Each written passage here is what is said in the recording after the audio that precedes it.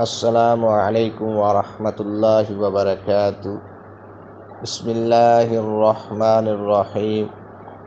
دین اسلام کی سچی تعلیمات ذاتی گمان اور بے اصل و بے بنیاد خیالات کے بجائے صحیح علم پر قائم ہیں۔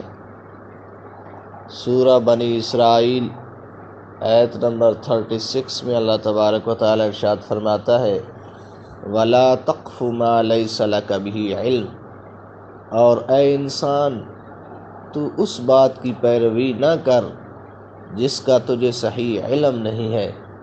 إِنَّ السَّمْعَ وَالْبَصَرَ وَالْفُؤَادَ كُلُّ أُولَئِكَ كَانَ عَنْهُ مَسْئُولًا، بے شک کان اور آنکھ اور دل و دماغ میں سے ہر ایک سے بات پرس ہوگی کہ تو نے ان چیزوں کا استعمال کر کے حق تک پہنچنے کی اور صحیح علم حاصل کرنے کی کوشش کیوں نہ کی۔ صحیح علم کا استعمال کیوں نہیں کیا؟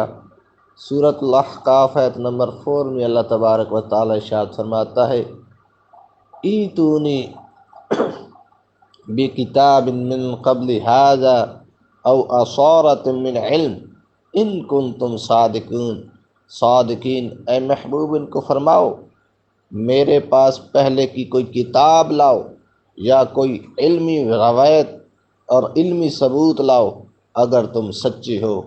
یہودیوں، اگر تم اپنے آپ کو سچا کہتے ہو تو میرے پاس محض اپنے خیالات نہ پیش کرو، بلکہ ایتونی بکتاب من قبل ھذا او اثارۃ من علم ان کنتم صادقین، میرے پاس پہلے کی کوئی کتاب لاؤ یا کوئی علمی روایت اور علمی ثبوت لاؤ اگر تم سچے ہو۔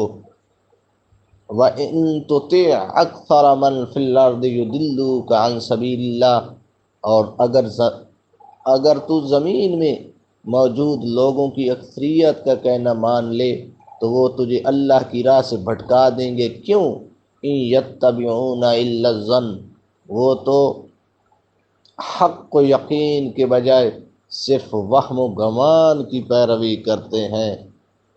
اور اللہ تبارک و تعالی سورہ نمبر 53 آیت نمبر 28 میں ارشاد فرماتا ہے وَمَا لَهُم بِهِ مِنْ علم، اور انہیں اس کا کچھ بھی علم نہیں ہے۔ إِن يَتَّبِعُونَ إِلَّا الظَّنَّ وَإِنَّ الظَّنَّ لَا يُغْنِي مِنَ الْحَقِّ شَيْئًا، وہ صرف گمان کے پیچھے چلتے ہیں اور بے شک گمان علم کے مقابلے میں کسی کام کا نہیں ہوتا۔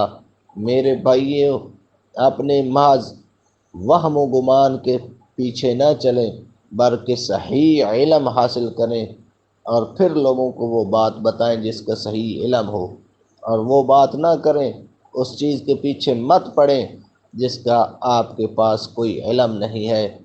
اللہ تبارک و تعالی ہمیں عمل کرنے کی توفیق فرمائے۔ وما علینا الا البلاغ۔